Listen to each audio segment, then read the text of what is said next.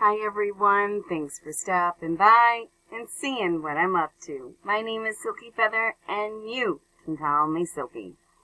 Kevin's got some news. Let's take a listen. Hey everyone, Kevin here with your stimulus check and stimulus package update for August 8th. We're going to talk about Trump, his executive order, where money is coming from, what's going on with stimulus, and much more, especially related to Congress. And I have to say, I'm kind of pissed.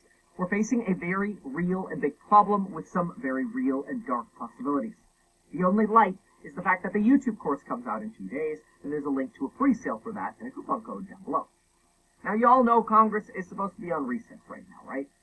Well, the only thing keeping Congress out of recess and in Washington is the pressure to extend unemployment and the eviction ban. Those two things, unemployment and the eviction ban, amongst other things, but those are the big ones. To reach a compromise and to get work done. Think of it kind of like your group project in elementary school being late, and now you have to come in on a Saturday to finish your group project before fall break. Well, here's the kicker. If Trump follows through with his planned executive order, we'll likely see unemployment extended through the end of the year. We're unsure what amount. We'll see an eviction ban. We'll see student loans payments suspended, probably for federal student loans through the end of the year, and a retroactive payroll tax cut starting July 1st through the end of the year. But wait a minute. That takes the pressure off Congress to finish their school project. That's literally like the principal walking in on your group project saying, hey, you guys, we kicked the can down the road. You got another month to finish your project. You guys should all go on recess. Out of here. AKA, all the negotiation pressure for Congress to do its job evaporates with Donald Trump acting alone. And this means all of the overpaid people at Congress get to go on recess and hang out on their swing sets. But that's not the worst of it. The worst thing? Bad things? If Congress goes home to play, while the American people suffer, guess what happens? No stimulus checks. No heroes pay. No school funding. No funding for testing, tracing, and treatment. No funding for essential workers. No funding for the CDC. No paycheck protection program extensions. No EIDL money. We literally get leftovers. And when I think of leftovers, I think of making sure that I have life insurance and 2 free stocks, both of which I can get in as little as 5 minutes via the links down below. Just make sure you deposit $100 to get your second free stock. On unemployment, it is possible that the unemployment extension will not be the full $600 either, that it will be some smaller number. Trump had previously suggested increasing this to, well, from the Republican proposal of $200 per week to $400 per week. That was a White House proposal previously, so it wouldn't be a surprise if Trump floats $400 again in his executive order. But I literally can't help but feel like I'm in Super Smash Brothers, and I'm dazed standing there as somebody walks up with a fan clapping me 27 times. I feel disgusted. The impact of this, by the way, Congress won't be back to work until September 8th. That's 30 days away. That's another month before they could start talking again. Not signing anything, just talking. Because, you know, it takes a while for Congress to write a bill. In fact, you want to know what I think of when I think of how fast Congress can write a bill? You know, get out those typewriters and write up a bill. This is the vision that I have when I think of Congress writing a bill. And yes, that is a scene from the Vikings. Now, where would the money come from if we actually had an executive order issued by Donald Trump? Well, Trump and the White House say they're considering repurposing hundreds of billions of dollars that haven't been spent in the CARES Act and possibly raiding the FEMA fund, which is usually used for things like hurricanes.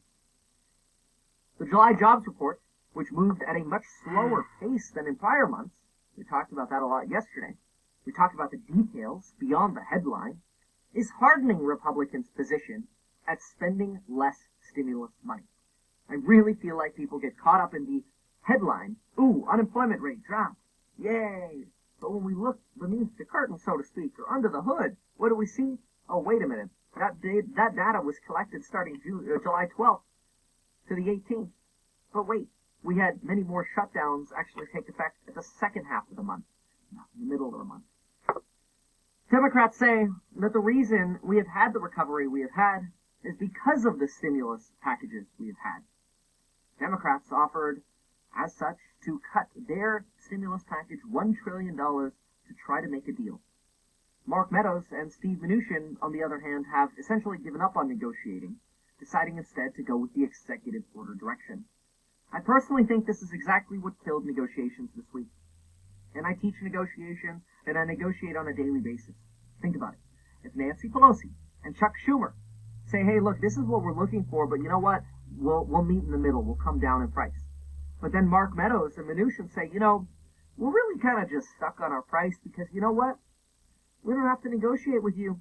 We have another option. So, it's kind of like take our option or we'll just go, we'll go the executive order direction. We don't really have to talk to you, Pelosi and Schumer. We're good.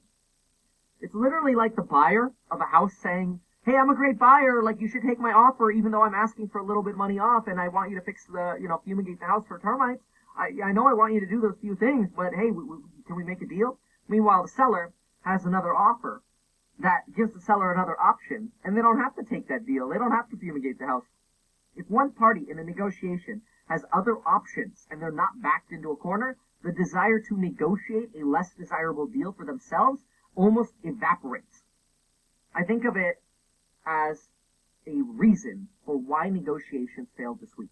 I could literally see Mark Meadows and Mnuchin at the table going, we're stuck on our number. We'll just do it a different way. We don't need you. That makes negotiating impossible. Mark Meadows then took the opportunity to throw shade at Democrats. Quote, if you're talking about compromise, even with their $1 trillion Washington, D.C. magical way of saying they're coming down $1 trillion, they can't come up with any significant cuts to their bill, Meadows said. The biggest sticking point with Republicans appears to be money for state and local governments. Democrats offered $915 billion, and Republicans did come up from zero, but they went to $150 billion. There's still a gulf between the two.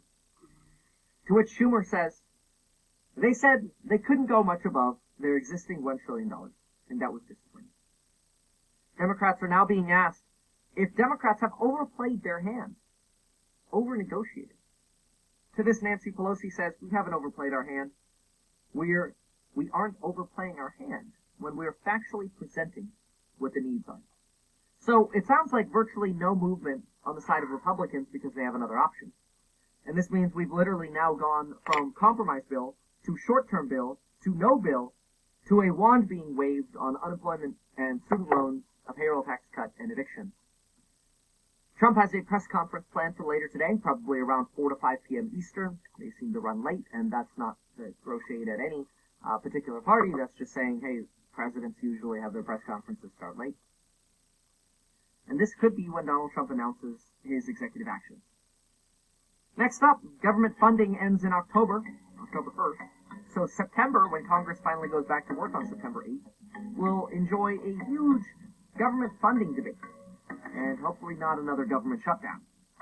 Welcome to 2020, a year in which you definitely want to make sure you have your life insurance, your 2 free stocks, and since you might be stuck at home, how to make money from home with a YouTube course. Thanks so much for watching. Consider subscribing. Check out those links down below. Thanks, everyone. This is Silkyfeather signing off. Please do like, subscribe, and share. Bye-bye.